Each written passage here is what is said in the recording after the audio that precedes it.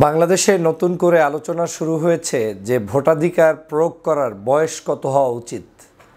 কেউ বলছেন পুরানো সিস্টেমের 18 বছরই থাকতে হবে, কেউ বলছেন নতুন করে 17 বছরের যারা নাগরিক রয়েছেন, আমাদের বর্তমান প্রজন্মের তরুণ প্রজন্মের মানুষরা রয়েছেন তাদেরকে সংযুক্ত করতে। আর আমি বলছি 15 বছর থেকে বাংলাদেশের ভোটাধিকার প্রয়োগের বিধান করে নতুন আইন করা উচিত। এই কথাটার মধ্যে কেন আমি 15 বছর বললাম, কেন 18 বছর নয়, 17 বছর নয়, ডাইরেক্ট 15 বছর চাচ্ছি, সে বিষয়টাই আমি আপনাদেরকে বুঝিয়ে বলার চেষ্টা করছি। আপনারা জানেন যে আমরা মনে করি তাকি সুস্থ মস্তিষ্কের মানুষ যে বুঝবে যে তার জ্ঞান বুদ্ধি দিয়ে যে কাকে ভোট দেওয়া উচিত, সে পাগল নয়, সে কোনো ধরনের ভুল সিদ্ধান্ত নেবে না, রাষ্ট্র সম্পর্কে তার জ্ঞান থাকবে, এরকম বয়স ধারণ করেই আমরা সাধারণত মনে করি 18 বছর বয়স হলে মানুষটা পরিপূর্ণ হতে পারে, তিনি একজন ভোটাধিকার প্রয়োগ করে জনগণের রায় দিতে পারেন, নিতে পারেন। কিন্তু আমি দেখলাম গত 16 বছর পর্যন্ত আমরা 18 বছরধারী, 50 বছরধারী, 60 বছরধারীরা যেটা করতে অক্ষম হয়েছি, সেটা 24-এর গণ অভ্যুত্থানে মাত্র 15 বছর 14 বছরের সন্তানেরা সেই কাজটি বাংলাদেশের জনগণের সামনে দেখিয়ে দিয়েছে, করে দিয়েছে। এবং প্রমাণ হিসাবে আপনারা দেখছেন এখনও বাংলাদেশে প্রায় 40-50 হাজার অসুস্থ যারা রয়েছেন, হসপিটালের বেডে কাতরাচ্ছেন, ঠ্যাং নেই, পা নেই, হাত নেই, চক্ষু নেই, তারা প্রত্যেকেই এই 15 বছর, 16 বছর, 17 বছরের সন্তানরা। বেশিরভাগ ক্ষেত্রেই তাদেরকে দেখবেন। জুলাই গণ অভ্যুত্থান কিংবা বিপ্লব যেটা হয়েছে, এই বিপ্লবের নেতৃত্ব দিয়েছে এই 15 বছর, 16 বছর, 17 বছরের সন্তানেরা।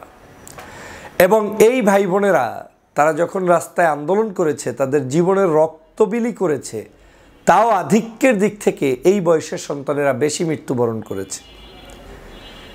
যারা মৃত্যুবরণ করেছে তার সংখ্যা প্রায় 2000।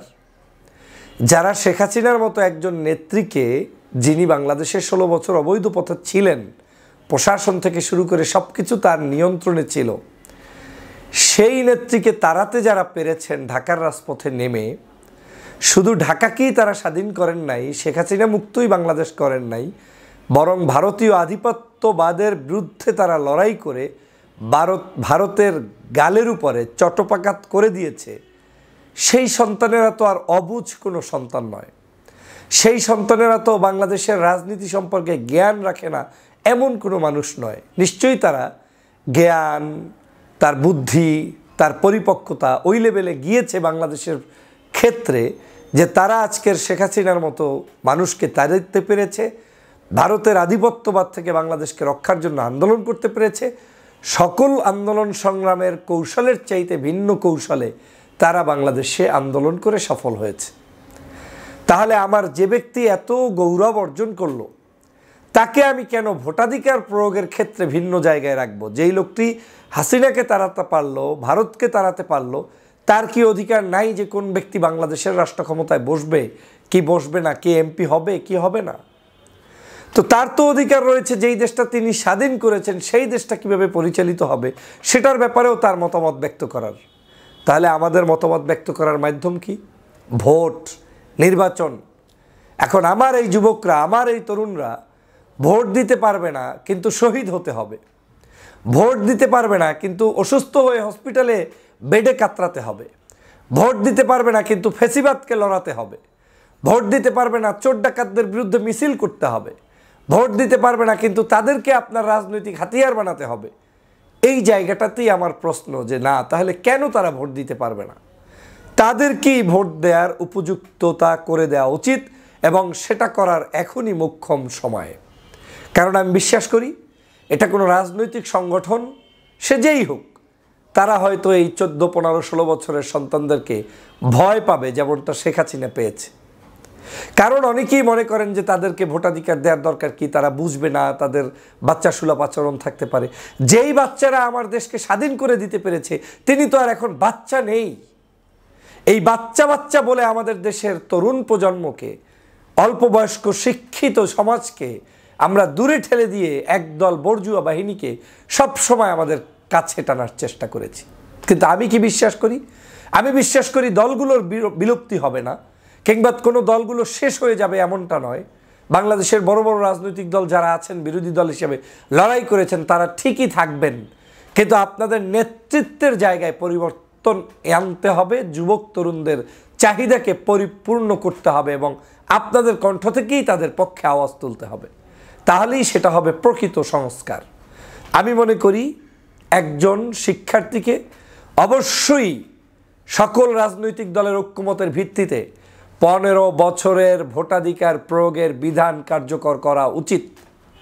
কারণ এই 15 বছরের যুবক যদি থাকে, দেশপ্রেমী উদ্বুদ্ধ হয়ে তিনি যখন মনে করবেন যে তার একটি কথার মূল্য আছে, তার একটি বক্তব্যের মূল্য আছে, তিনি একটি বিবৃতি দিলে সেটার মূল্য আছে, কারণ তার ভোটাধিকার আছে, তখন তিনি দেশপ্রেমী উদ্বুদ্ধ হবেন, দেশের জন্য লড়াই করবেন, দেশের জন্য চিন্তা করবেন। প্রিয় সহযোদ্ধা ভাইরা, আপনারা নিশ্চয়ই দেখেছেন যে যখনই যুগে যুগে যত বিপ্লব সাধিত হয়েছে, সবগুলোতে যুবকদের আধিক্য থাকে, এটাই হচ্ছে বাস্তবতা। আজকের বাংলাদেশের প্রেক্ষাপটে আমরা যুবকদেরকে ব্যবহার করেছি ঠিকই, কিন্তু যুবকদের চাহিদাকে পূরণ করার জন্য আমরা যথাযথ পদক্ষেপ নিতে ব্যর্থ হয়েছি, সব সময় হয়েছি। আমাদের সেই জায়গায় সংস্কার করা উচিত। আমি বাংলাদেশের বর্তমান সরকারকে অনুরোধ করব, আপনি সংস্কার করতে এসেছেন, আপনি আমাদের যুবকদের ভালোবাসায় সিক্ত হয়ে ক্ষমতায় বসেছেন, আপনারা পরিচালনা করছেন দেশকে, আমাদের কোনো আপত্তি নেই। কিন্তু সংস্কারের মধ্যে এই সংস্কারটিও আনতে হবে, যেই সংস্কারটি ছাত্র সমাজের দাবি, যুব সমাজের দাবি। আজকের যেই যুবকরা আন্দোলন করে শহীদ হয়েছে, সেই শহীদের রক্তের দাবি, সেটা হচ্ছে এই মানুষদেরকে ভোটাধিকার প্রয়োগ করতে দেওয়া উচিত। এবং এখন সংবিধান সংযোজন, বিয়োজন, সংস্কার যাই করেন না কেন, সবগুলো করে তাদেরকে সেখানে অবশ্যই অন্তর্ভুক্ত করা উচিত, যাতে করে তারা ভোটাধিকার প্রয়োগ করতে পারে। আমার বিশ্বাস এইটা যারা করবেন এবং এটার পক্ষে যারা স্টেটমেন্ট দিবেন, তারাই এই যুব সমাজকে আকৃষ্ট করতে পারবেন। আমার তো ধারণা, এই যদি 15 বছর থেকে 17 বছর 18 বছর পর্যন্ত যারা ভোট দিতে পারে না, এদের তালিকা যদি করা হয়, তাহলে দেখবেন তারা কোটির উপরে সংখ্যা ছাড়িয়ে যাবে, যারা 1-2 কোটি এই বয়সের মানুষ হতে পারে। অতএব এই বয়সের মানুষগুলোকে অবজ্ঞা না করে, বরং তাদের সাথে থেকে তাদেরকে আমরা সহযোগিতা করলে, তাদের মতামতকে নিয়ে দেশ পরিচালনা করলে দেশটা হবে আগামীর প্রজন্মের, দেশটা হবে যুব সমাজের, দেশটা হবে এই তারুণ্যে ভরা বাংলাদেশের যেই বিপ্লবধারী মানুষ তাদের। আসুন সেই কাজটি করতে সবাই মিলে অগ্রণী ভূমিকা পালন করি। আমার বিশ্বাস আমার এই প্রস্তাবনাটি সরকার গ্রহণ করবে এবং রাজনৈতিক সংগঠনগুলো সমর্থন জানিয়ে ছাত্র সমাজের পাশে দাঁড়াবে, যুব সমাজের পাশে দাঁড়াবে। 15 বছর থেকেই তাদেরকে ভোটাধিকার প্রয়োগের বিধান করে দিবেন। সবাইকে ধন্যবাদ। আল্লাহ হাফেজ। আসসালামু আলাইকুম ওয়া রাহমাতুল্লাহি ওয়া বারাকাতুহু।